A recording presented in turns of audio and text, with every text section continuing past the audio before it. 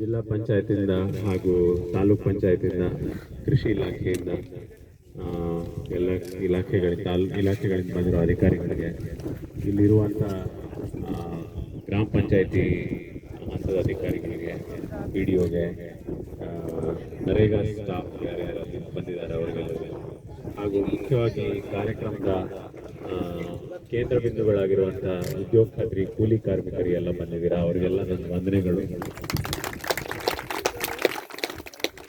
ಇವತ್ತು ಕಿರಣಗಿ ಗ್ರಾಮಕ್ಕೆ, ಬಹುಶಃ ಕಿರಣಗಿ ಗ್ರಾಮಕ್ಕಿಂತ ಕಿರಣಗಿ ಈ ಥರ್ಮಲ್ ಪವರ್ ಪ್ಲಾಂಟ್ ಜಾಗಕ್ಕೆ ನಾನು 5ನೇ ಸಲ ಬಹುಶಃ ಬರ್ತಿರೋದು. 2015ರಲ್ಲಿ ಇಲ್ಲಿ ಒಂದು ಲಕ್ಷ ವೃಕ್ಷ ಅಭಿಯಾನ, ಇದಕ್ಕಿಂತ ಸ್ವಲ್ಪ ಮುಂಚೆನೇ ಹೇಳ್ತೀನಿ ನಾನು. 2015ರಲ್ಲಿ ನಾನು ಜಿಲ್ಲಾ ಪಂಚಾಯತ್ ಬಂದೆ. ಜಿಲ್ಲಾ ಪಂಚಾಯತ್ ಇವಾಗ ಬಂದಮೇಲೆ ಉದ್ಯೋಗ ಖಾತ್ರಿ ಯಾಕಪ್ಪ ನಮ್ಮ ಊರಲ್ಲಿ ಆಗಲ್ಲ ಚೆನ್ನಾಗಿ, ಯಾರು ಕೆಲಸ ಮಾಡ್ತಿರಲ್ಲ, ಏನಕ್ಕೆ ಈ ಸಮಸ್ಯೆ ಅಂತ ಕೇಳಿದೆ. ಆವಾಗ ಕೂಲಿ ಬಹುಶಃ 194, ಆಮೇಲೆ 204 ಆಯಿತು. ಯಾರು ಬರಲ್ರಿ ಇಲ್ಲಿ, ಯಾರು ಸರ್ ಇಲ್ಲಿ 200 ದಿನಕ್ಕೆ 200 ರೂಪಾಯಿಗೆ ಯಾರು ದುಡಿತಾರೆ? ಹಿರಿಯ ಅಧಿಕಾರಿಗಳು ಕೆಲವು ಮಂದಿ ಹೇಳಿದರು, ಎಲ್ಲರೂ ಅಲ್ಲ, ಕೆಲವು ಜನ ಯಾರು ಬರಲ್ಲ ಸರ್ ಇಲ್ಲೆಲ್ಲ, ಕೂಲಿ ಜನ ಬರಲ್ಲ, ಬರೀ ಬೇರೆ ಕೆಲಸನೇ ಮಾಡಬೇಕು ಅಂತೆಲ್ಲ ಮಾತಾಡಿದ್ರು. ನನಗೆ ಸ್ವಲ್ಪ ಆಶ್ಚರ್ಯ ಆಯಿತು. ಅದೇನು ಕಲಬುರಗಿಯಲ್ಲಿ ಸಮಸ್ಯೆ ಇದೆ ಅಲ್ಲ, ಕಲಬುರಗಿಯಲ್ಲಿ ಬೆಳೆಗೆ ಮಳೆ ಇದ್ದರೆ ಬೆಳೆ ಅಷ್ಟೇ, 90% ರೈತರು ಮಳೆ ಇದ್ದರೆ ಬೆಳೆ. ಮಳೆ ಇಲ್ದಿರುವಂಥ ಕಡೆಯಲ್ಲೂ ಅವರು ಕೆಲಸಕ್ಕೆ ಯಾಕೆ ಬರಲ್ಲ? ಆಗ ನನಗೆ ಒಬ್ಬರು ಫೋನ್ ಮಾಡಿದರು, ಸದಾಶಿವ ಬರ್ತವ ಸರ್ ಕೇಳಿ ಅಂತ. ಬರ್ತವ ಕಡೆ ನಮ್ಮದು 600 ಜನ ಬರ್ತಾರೆ ಕೂಲಿ ಜನ, ಟ್ರಾಕ್ಟ್ರಲ್ಲಿ ನಾನು ಕರ್ಕೊಂಡ್ಬರ್ತೀನಿ, ಕೆಲಸಕ್ಕೆ ಹಚ್ತೀನಿ, ಕೆಲಸ ಕೊಡಿಸ್ಬೇಕು ಸರ್, ನಮಗೆ ಕೆಲಸ ಸಿಗ್ತಾ ಇಲ್ಲ. ಹೌದಾ, ನೀವು ಸುಳ್ಳು ಹೇಳಬಾರ್ದು, ಸುಳ್ಳು ಹೇಳಿದ್ರೆ ಕಷ್ಟ, ಹೇಳಿ ನಾನು ಕರೆಕ್ಟ್ ಕೆಲಸ ಅಂತೂ ಕೊಡ್ತೀನಿ ಅಂತೇಳಿ. ಆಗ ಅರಿಕೇರಿ ಅಂತ RFO ಇದ್ರು, ಅವ್ರಿಗೆ ಹೇಳಿ ಸ್ವಲ್ಪ ಕೆಲಸ ಶುರುವಾಯಿತು. ಆವಾಗ ಮೊದಲೆಲ್ಲ 200, 300, 400 ಜನ ಬಂದರು. ಆ ವರ್ಷ ಮಳೆ ಇರಲಿಲ್ಲ, ತುಂಬ ಬರಗಾಲ ಸಮಸ್ಯೆ ಇತ್ತು. ನಿಮ್ಮೆಲ್ಲರಿಗೂ ಅದು ನನಗಿಂತ ಚೆನ್ನಾಗಿ ನಿಮಗೆ ಗೊತ್ತು. ನಿಮ್ಮ ಊರಲ್ಲಿ ನೀರು ತಗೋಬೇಕಾದ್ರೆ ಏನೇನು ಸಾಹಸ ಮಾಡಬೇಕು ಅಂತ ನಾನು ನೋಡಿದೆ, ಫೋಟೋಗಳು ನೋಡಿದೆ. ಆಮೇಲೆ ಕೆಲಸ ಶುರುವಾಯಿತು. ನಿಧಾನ 200, 300, 400 ಅಲ್ಲಿಂದ ಹೋಗಿ 1,000 ಜನವರೆಗೂ ಕೆಲಸ ಮಾಡೋದು ಶುರು ಮಾಡಿದರು. ನಿಮ್ಮ ಊರಿನ ಬಗ್ಗೆ ನಾನು ಬಹುಶಃ ಇಡೀ ರಾಜ್ಯದಲ್ಲಿ ಸುಮಾರು ಕಡೆ ಹೇಳಿದ್ದೀನಿ.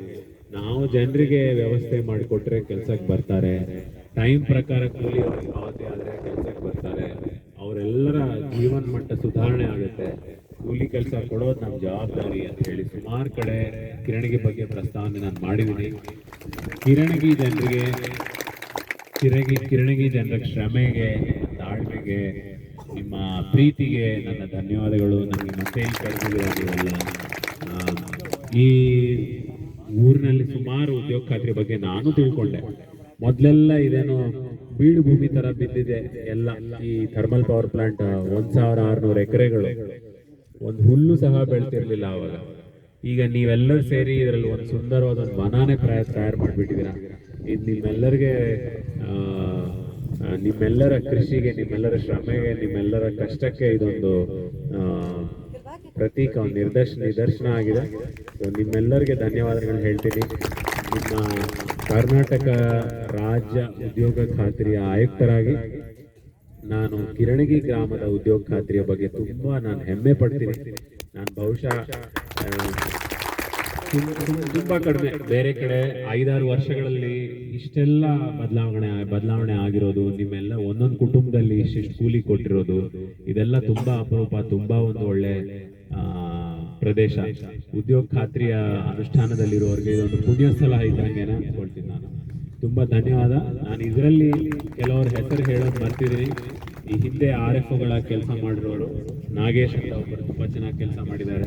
ಅವ್ರು ತುಂಬ ರಿಸ್ಕ್ ತಗೊಂಡು ಕೆಲಸ ಮಾಡಿದ್ದಾರೆ. ಅವ್ರಿಗೆ ನಾವೆಲ್ಲ ನೆನೆಸ್ಕೋಬೇಕು. ಸುಮಾರು ಮಂದಿ, ನನಗೆ ತಿಳಿದವರು ಕೆಲವು ಮಂದಿ ಇರ್ಬೋದು, ತಿಳಿದೇ ಸುಮಾರು ಜನ ಕೆಲಸ ಮಾಡಿರ್ಬೋದು.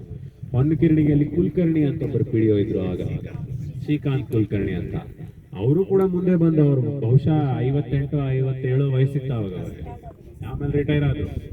ಆ ವಯಸ್ಸಿನಲ್ಲೂ ಅವರು ನಾನು ಮಾಡ್ತೀನಿ ಸರ್, ನಾನು ಕೆಲಸ ಕೊಡ್ತೀನಿ ಅಂತ ಹೇಳಿ ಮುಂದೆ ಬಂದು ಕೆಲಸ ಕೊಟ್ಟರು. ಅವ್ರಿಗೆಲ್ಲರಿಗೂ ನಾನು ಎಲ್ಲರ ಹೆಸರಾಗಿ ನಾನು ನೆನ್ಪು ಮಾಡ್ಕೊಳ್ಳೋದು ಆಗ್ತಾ ಇಲ್ಲ. ಜೀವನ್ಗೆ ಅವ್ರ ಪಾತ್ರನೂ ತುಂಬ ಇದೆ. ನಿಮ್ಮೆಲ್ಲರಿಗೂ ಈ ಸಿಇಒ ಆಗಿ ಸುಮಾರು ಈ ಥರ್ಮಲ್ ಪ್ಲಾಂಟೇ ಅಲ್ಲ ಬಹುಶಃ ಊರಲ್ಲಿ ಬದುಗಳು ಅವು ಇವು ಎಲ್ಲ ಮಾಡಿಕೊಟ್ಟಿದ್ದಾರೆ. ಮುಂದಿನ ವರ್ಷನೂ ಕೊಡ್ತೀನಿ ಅಂತ ಹೇಳ್ತಿದ್ದಾರೆ. ಇಂಥ ಅಧಿಕಾರಿಗಳೆಲ್ಲ ಇದ್ರೆ ನಿಜವಾಗಿ ನಮ್ಮ ನಾಡು, ನಮ್ಮ ದೇಶ ಉದ್ಧಾರ ಆಗುತ್ತೆ ಖಂಡಿತ. ಜನರ ಮಧ್ಯದಲ್ಲಿ ನಮ್ಮ ಯೋಜನೆಗಳ ಅನುಷ್ಠಾನ ಆಗಬೇಕು ಹೊರತು ನಾವು ಯಾವುದೋ ಒಂದು ಕಚೇರಿಯಲ್ಲಿ ಕಡತದಲ್ಲಿ ಟೇಬಲ್ ಮೇಲೆ ಯೋಜನೆ ಅಲ್ಲ, ಜನರಿಗೆ ನೇರವಾಗಿ ಅದರ ಫಲ ಸಿಗಬೇಕು. ಇದು ಕೂಡ ನಮ್ಮ ಮಾನ್ಯ ಸಚಿವರು ಇವತ್ತು ಬಂದಿದ್ದಾರೆ. ಅವರು ಕೂಡ ಇದೇ ಉದ್ಯೋಗ ಖಾತ್ರಿಯ ನೋಡಿ ತುಂಬಾ ಖುಷಿ ಪಡ್ತಾರೆ. ಅವರು ಉದ್ಯೋಗ ಖಾತ್ರಿಯ ಯೋಜನೆ, ಆ ಯೋಜನೆ ಅನುಷ್ಠಾನ, ಅದರ ಪರಿಣಾಮ ಜನರಲ್ಲಿ ಅದ್ರ ಕೂಲಿ ಕೊಟ್ಟ ಮೇಲೆ ಅವರು ಎಷ್ಟು ಖುಷಿಯಿಂದ ಹೋಗ್ತಾರೆ. ಇವೆಲ್ಲವೂ ಅವರು ಪ್ರತಿ ಮೀಟಿಂಗ್ ಅಲ್ಲೂ ಹೇಳ್ತಾರೆ, ತುಂಬಾ ಖುಷಿ ಪಡ್ತಾರೆ. ಅವ್ರ ಮೀಟಿಂಗ್ ಇದೆ, ಇಲ್ಲಾಂದ್ರೆ ನಾನು ಇನ್ನಷ್ಟು ಸ್ವಲ್ಪ ನಿಮ್ ಜೊತೆಗೆ ಇರುವ ಪ್ರಯತ್ನ ಮಾಡ್ತಿದ್ದೆ. ಇವತ್ತು ಮೀಟಿಂಗ್ ಇದೆ, ಅದಕ್ಕೆ ಸ್ವಲ್ಪ ಬೇಗ ಹೊರಡ್ತಾ ಇದ್ದೀನಿ. ನನಗೆ ಈ ಗ್ರಾಮಕ್ಕೆ ಕರೆದಿರೋದಕ್ಕೆ ನಿಮ್ಮೆಲ್ಲರಿಗೂ ಧನ್ಯವಾದಗಳು. ನಾನು ಮಾತನ್ನು ಮುಗಿಸ್ತೇನೆ. ಜೈ ಹಿಂದ್, ಜೈ ಕರ್ನಾಟಕ.